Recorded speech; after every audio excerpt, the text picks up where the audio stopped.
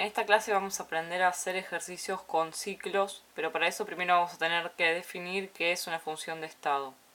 Las funciones de estado se definen a esas características o propiedades del sistema que no dependen de la trayectoria, es decir, no dependen del camino recorrido por un sistema, sino de su estado inicial y final. ¿Qué sería esto? Veamos, tenemos un gas en dos estados. Un estado está caracterizado por una presión, una temperatura y un volumen. Entonces tengo el estado de mi gas A está caracterizado por tener una presión, por ejemplo, de 4 atmósferas, una temperatura determinada y un volumen de 3 litros.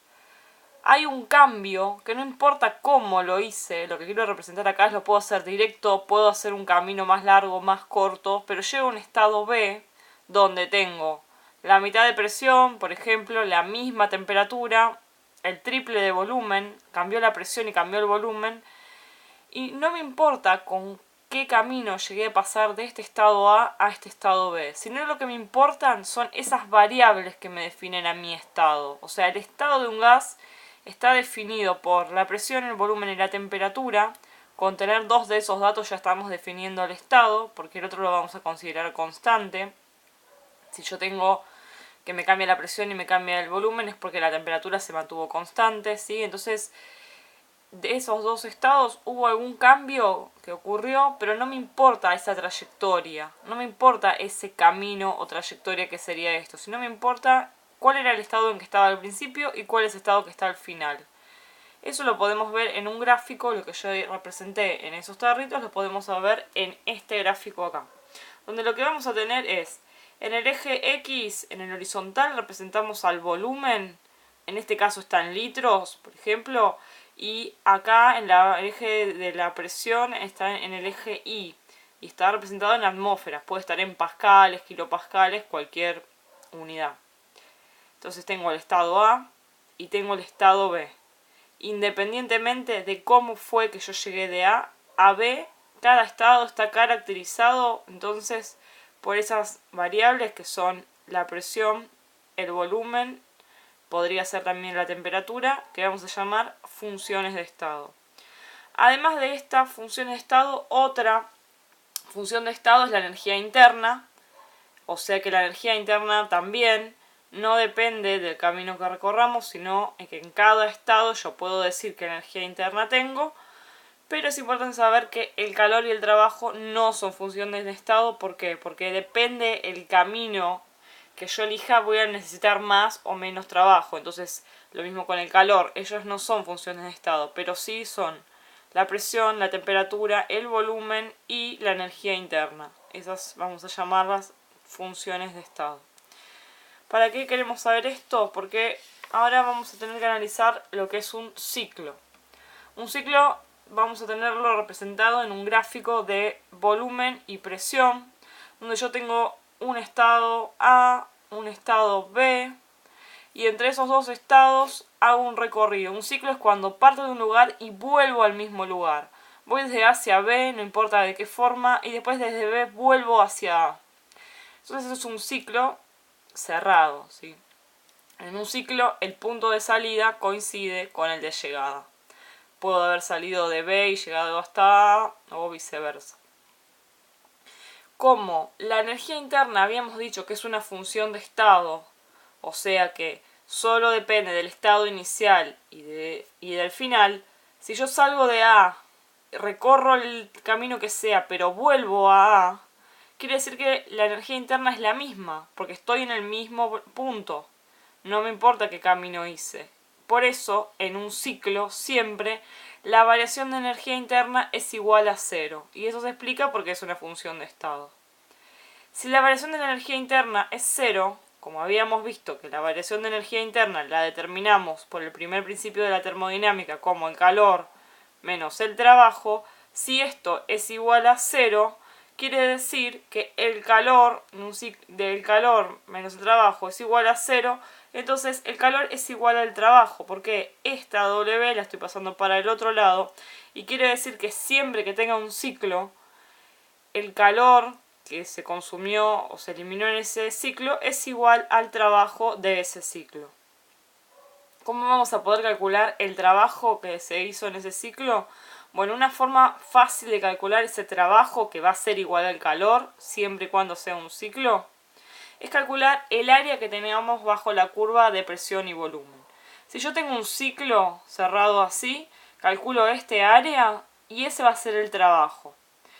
Esto, como es un ciclo, siempre me van a decir en qué sentido se está produciendo ese movimiento. Empecé en A, fui hasta C, después hasta B y volví a A, o fue al revés. Entonces, depende para dónde vaya el ciclo, va a ser el valor del trabajo. Ese área, si va en sentido del reloj, sentido horario, el trabajo se considera positivo, y si el ciclo va para el otro lado, antihorario, se considera negativo. ¿Cómo calculo el área bajo esta curva? El área, bueno, si fuese un rectángulo o un cuadrado es base por altura. Si es un triángulo, base por altura dividido 2. Lo recordamos, eso que igual lo vimos en otros videos. Multiplico la base, el valor de base, este valor de lo que hay de acá a acá, por la altura, lo que hay de acá a acá, dividido 2 para un triángulo. Si fuese un rectángulo, base por altura. De esa forma voy a poder conocer el trabajo que hay en un ciclo, y al ser un ciclo el calor es igual al trabajo, por lo tanto la variación de energía interna es cero, siempre que sea un ciclo cerrado. Vamos a ver esto aplicado en un ejercicio. En este ejemplo tenemos que en la figura se muestra un gráfico de presión en función del volumen. Cuando me ponen así, P igual P entre paréntesis B, quiere decir que cómo varía la presión de acuerdo a cómo varía el volumen. Es para un gas que evoluciona de forma reversible.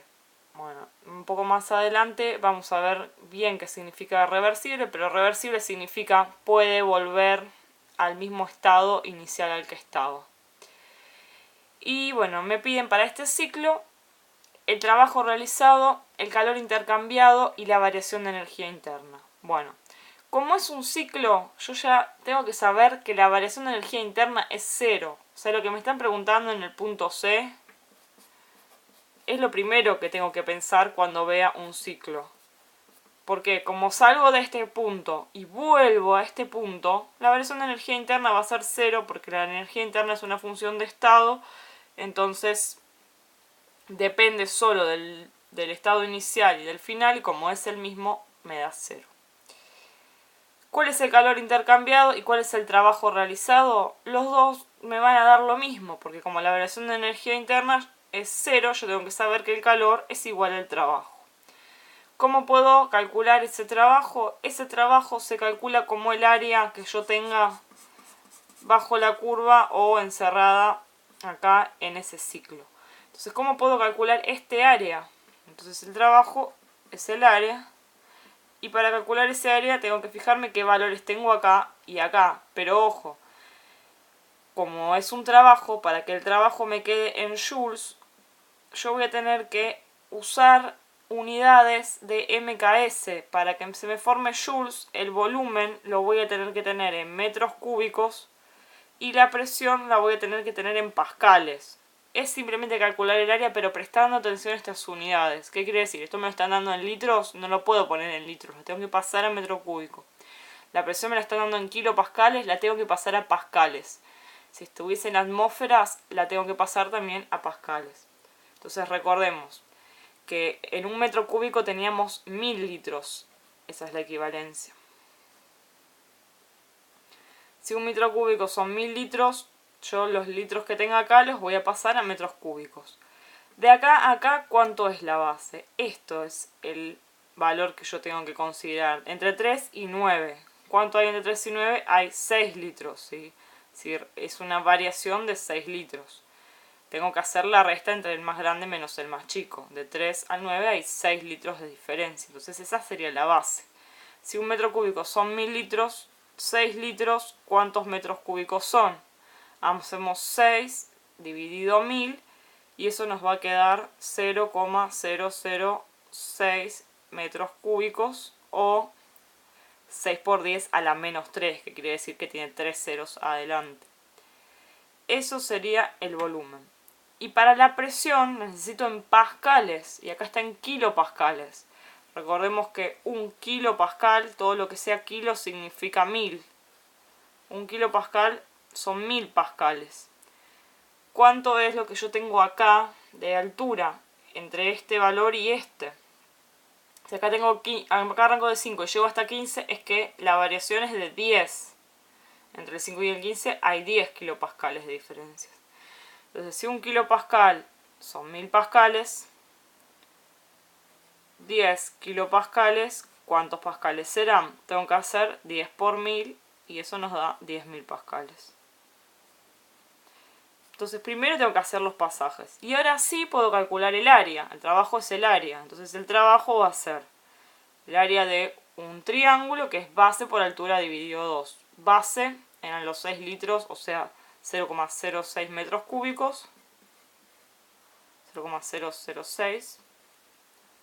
Multiplicado por la altura, que son los 10 kilopascales, o sea 10.000 pascales. Pero lo tengo que dividir por 2 porque es un triángulo. Hacemos esta cuenta y ahora al poner bien estas unidades, esto me va a estar quedando el trabajo en joules. Vamos a hacer esa cuenta. 0,006 por 10.000. Eso me da 60 y si lo divido por 2 serían 30 joules. Ese es el trabajo realizado y es lo que voy a responder en la pregunta A. Y en la pregunta B, que me preguntan el calor intercambiado, es lo mismo. Porque dijimos que al ser un ciclo, el trabajo realizado es igual al calor intercambiado. Porque la variación de energía interna es 0. Si esto me lo pidiesen en calorías, podría pasarlo a calorías como vimos antes, haciendo la regla de 3, que una caloría son 418 joules, y lo paso a calorías. Si no, lo dejo en joules. Entonces de esta forma vimos para qué nos sirve calcular el área en un ciclo, ¿sí? Y es bastante sencillo porque siempre el calor va a ser igual al trabajo y la variación de energía interna en un ciclo siempre es 0. Pasemos ahora a ver en el siguiente video qué es lo que significa específicamente que el proceso sea reversible, que quiere decir que puede volver atrás, pero veámoslo con más detalle.